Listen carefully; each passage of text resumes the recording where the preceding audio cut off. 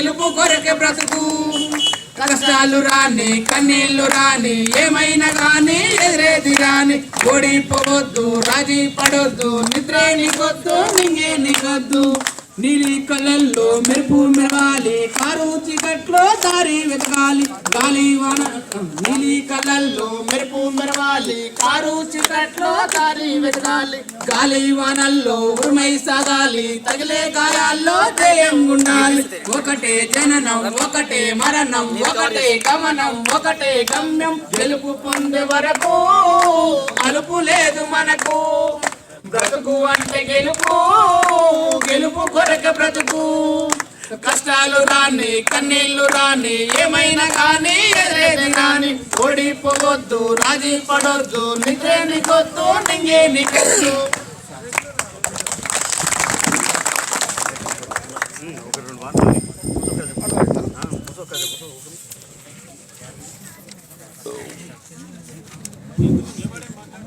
పొడుస్తున్న పొద్దు మీద నడుస్తున్న కాలమా పోరు తెలంగాణమా పొడుస్తున్న పొద్దు మీద నడుస్తున్న కాలమా పోరు తెలంగాణమా పొడుస్తున్న పొద్దు మీద నడుస్తున్న కాలమా పొడుస్తున్న పొద్దు మీద నడుస్తున్న కాలమా బల బల బల బల బల బల పొడుస్తున్న పొద్దు మీద నువ్వే చెప్తే ఇంతసేపు గంట సేపు ప్రతి జిల్లా ఈరోజు మనం ప్రతి డివిజన్లో ఆర్డీఓ క్యాడర్లో మన డ్వామాలో పనిచేస్తున్న వాటర్ షెడ్ మరియు ఈజీఎస్ సిబ్బంది అందరం కలిసేసి ఈ పోరుబాటులకు దిగవలసిన పరిస్థితి వచ్చింది. గతంలో ప్రభుత్వం అధికారంలోకి రాకముందుకు తెలంగాణ ప్రభుత్వం వచ్చినట్లయితే కాంట్రాక్ట్ వ్యవస్థను ఉండదు, కాంట్రాక్ట్ వ్యవస్థను రద్దు చేస్తామని తెలిపి నమ్మించి మన తోటి ఓట్లు వేయించుకొని అధికారంలోకి రాగానే ప్రభుత్వ అధికారులు కొంతమంది తప్పుడు నివేదికను తీసుకొని మనల్ని నేటి వరకు కూడా రెగ్యులర్ చేస్తామనే మాటను పక్కకు పెట్టేసి మన తోటి మిత్రులను వార్షెడ్ పనిచేస్తున్న ప్రోగ్రామ్ ఆఫీసర్ కానీ ఇతర సిబ్బందిని కానీ వాళ్ళకి ఇచ్చే వేతనాలను కూడా కొన్ని పద్ధతుల ప్రకారం పర్సంటేజ్ ప్రకారం ఈ విధంగా పనిచేస్తేనే మీకు ఇస్తామని చెప్పి తీసుకున్న తర్వాతనే రాష్ట్ర స్థాయిలో జేఏసీ ఆల్ అసోసియేషన్ జేఏసీ కూర్చొని అసలు ప్రభుత్వం ఏం చేస్తుంది, మనల్ని ఎటు ఏ విధంగా తొలగించాలని ఆలోచిస్తుందనే దానిని గమనించేసి ఈ నిర్ణయం తీసుకోవాల్సి వచ్చింది. మనం అందరం ఒకటే తెలంగాణ రాష్ట్ర ప్రభుత్వాన్ని కోరుకునేది నువ్వు ఎంత స్కేల్ ఇస్తావు అన్నది కాదు, అందరినీ కూడా రెగ్యులర్ చేస్తామని ఒక హామీ ఇస్తే ఆ ఒక్క హామీ మీదనే మేము పనిచేయడానికి సిద్ధంగా ఉన్న ఉద్దేశంతో ఈరోజు మనం నిరాహార దీక్షలు చేపట్టాము. దీని కొరకు రాష్ట్ర జేఏసీ ఎలాంటి నిర్ణయాలు తీసుకున్నా కానీ ఆ నిర్ణయాలకు కట్టుబడి ప్రతి డివిజన్లో కానీ జిల్లా జేఏసీ కానీ పనిచేయాలి.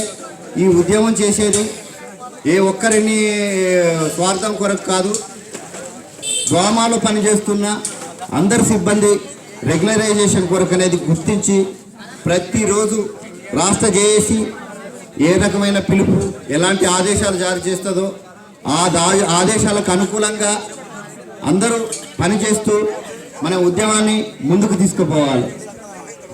గతంలో ఎన్నోసార్లు ప్రభుత్వాలు ఎన్నో రకాల హామీలు ఇస్తున్నారు, అయినా కానీ వాటిని మనం వేటిని పట్టించుకోలేదు. ఎందుకంటే తెలంగాణ రాష్ట్ర ప్రభుత్వం ఏర్పడేటప్పుడు 42 రోజుల సమ్మెలో మనం అంతా కూడా ప్రభుత్వ అందరు ఉద్యోగుల కంటే మనమంటూ మన సత్తా చూపించాము. నల్లగొండలో ఒక డ్వామా ఆఫీస్ నుంచి కలెక్టరేట్ దాకా తీసిన భారీ ప్రదర్శనలో ఒక డ్వామా సత్తా చూపించాము. అదేవిధంగా రేపు రాష్ట్ర జేఏసీ ఏమైనా పిలిపిస్తే కూడా అంతకంటే ఎక్కువ ఈజీఎస్ సిబ్బంది అంటే ప్రతి మండలంలో కానీ ప్రతి డివిజన్లో కానీ మన సత్తా చూపించడానికి మనమంతా ఉద్యమించడానికి సిద్ధంగా కావాలి.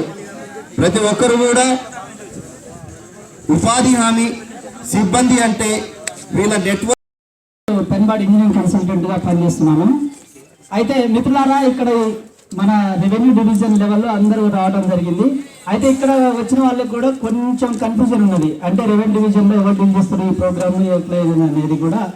ఎందుకంటే మాకు నిన్న నుంచి మేము కూర్చొని ఒకటి కమిటీ లెక్క ఫామ్ చేసినాము. ఆల్రెడీ మన కన్వీనర్ గారు కొందరు అంటే ఈశ్వర్ సార్, మీరు ఇఫ్ యూ డోంట్ మైండ్ అందరు కూడా మీరు తెలియకపోవచ్చు, పేరు చదివిన వాళ్ళు కొంత లేచి మన వాళ్ళకి పరిచయం కావాల్సిందిగా కూర్చున్నాము. అన్ని మండలాలకు ఈశ్వర్ సార్ తెలుసా అండి? తెలియదు. Y Eshwar Kumar convener. ఇక అన్ని అసోసియేషన్ల ప్రెసిడెంట్లు, అన్ని అసోసియేషన్లకు సంబంధించిన వాళ్ళు కో కన్వీనర్గా యాక్ట్ చేస్తున్నారు. తర్వాత మహేష్ కో కన్వీనర్, మైసెల్ఫ్ నేనే. తర్వాత CH Shekharrao, Chetlam Shekharrao co convener. Y Srinivas, Y Srinu Siva ఎడిపైన ఆయన కూడా కో కన్వీనర్. తర్వాత ఆర్ కృష్ణయ్య గారు లేండి కదా సార్,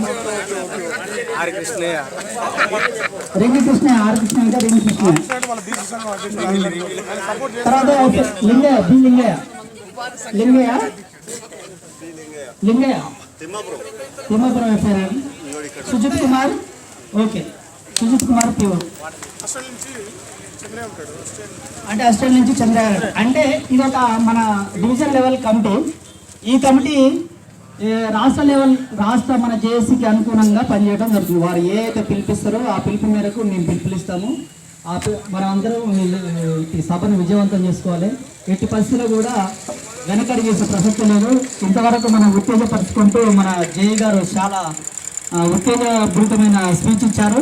కాకపోతే అలా డిబేట్స్ అనడం అంటే కూడా మనము డిబేట్స్ అనలేము. మనం ఏ వేళ కూడా మనకు గవర్నమెంట్కు మనం వ్యతిరేకం కాదు. మన జేఎస్ తరఫున కూడా మేము మొన్న అదే మాట్లాడినాం, ఇప్పుడు కూడా మనం అదే మాట్లాడుతున్నాం. గవర్నమెంట్ మనమే చేస్తున్నాం కాబట్టి దాన్ని కంప్లీట్గా భ్రష్టు పట్టించాలనే ఉద్దేశం మనకు ఏమాత్రం లేదు. కాకపోతే ఈ గవర్నమెంట్ ఏం చేసిందంటే మిత్రులారా వినండి, మనకు తెలంగాణ రాష్ట్రం రాకముందు మనం 42 రోజులు సకల జనుల సమ్మెలో సమర్థవంతంగా పనిచేసినాం. ఇంతకుముందు మన ఫీల్డ్ సోదరుడు మంచిగా మన యొక్క ర్యాలీని చూసి జిల్లా లెవెల్లో మన యొక్క డోమా నుంచి క్లాక్ టవర్ దాకా మన యొక్క ర్యాలీ విజయవంతమైనట్టు ఏ ర్యాలీ కూడా విజయవంతం కాలేదు. మనకు గ్రామ లెవెల్ నుంచి కూడా పట్టున్న ఏకైక సంస్థ ఏదంటే గ్రామీణ ఉపాధి హామీ పనిచేస్తున్నాం. మనం గ్రామీణ ఉపాధి హామీ పథకానికి గ్రామ లెవెల్ నుంచి చట్టంతో కూడుకున్న పట్టున్న సంస్థ ఏకైక సంస్థ ఎంజీ నరేగా మాత్రమే. ఎలా అంటారా, మేట్లకు కూడా వాళ్ళకు చట్టం పోతుంది ఇతని వల్ల. తర్వాత ఇతను ఆ గ్రామస్తుడు కావడం వల్ల ఏదో ఒక పార్టీకి చెందిన వ్యక్తిగా మరికొందరు వ్యక్తులు భావించి కూడా ఈ విధంగా రకరకాల ఫీలింగ్స్ తోటి ఫీల్డ్ అసిస్టెంట్లు అష్టకష్టాలు పడుతున్నారనే విషయం తెలుసు. సరే, ఎన్ని సమస్యలు ఉన్నా కూడా వాళ్ళు కనీసం ఈరోజు జీవించడానికి కనీసం ఒక 10-12 వేల జీతం అన్న వాళ్ళకు వచ్చి ఉంటే వాళ్ళు ఈ సమస్యలని కూడా వాళ్ళు ఎదుర్కొనేవాళ్ళు.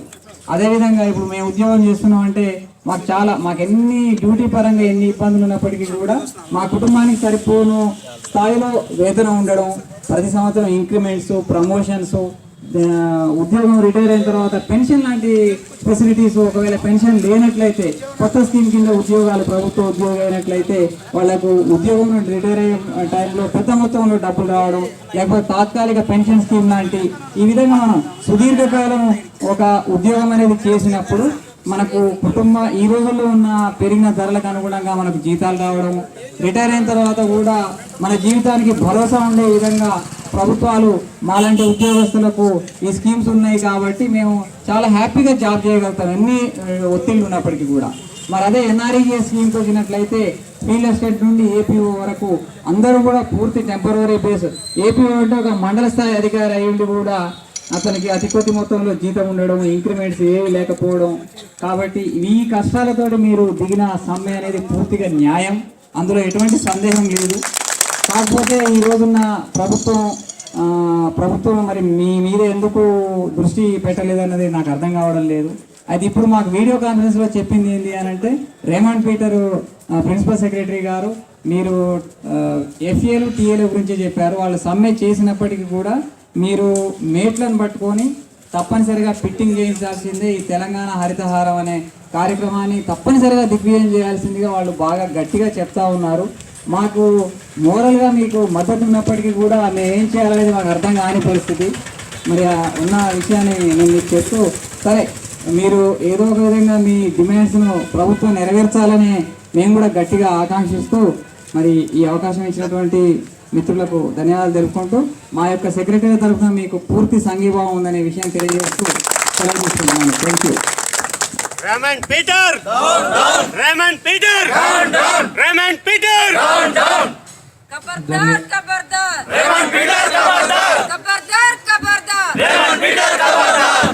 ప్రాణాలైనా అర్పిస్తాం Regularization సాధిస్తాం! ప్రాణాలైనా అర్పిస్తాం Regularization సాధిస్తాం! ధన్యవాదాలు.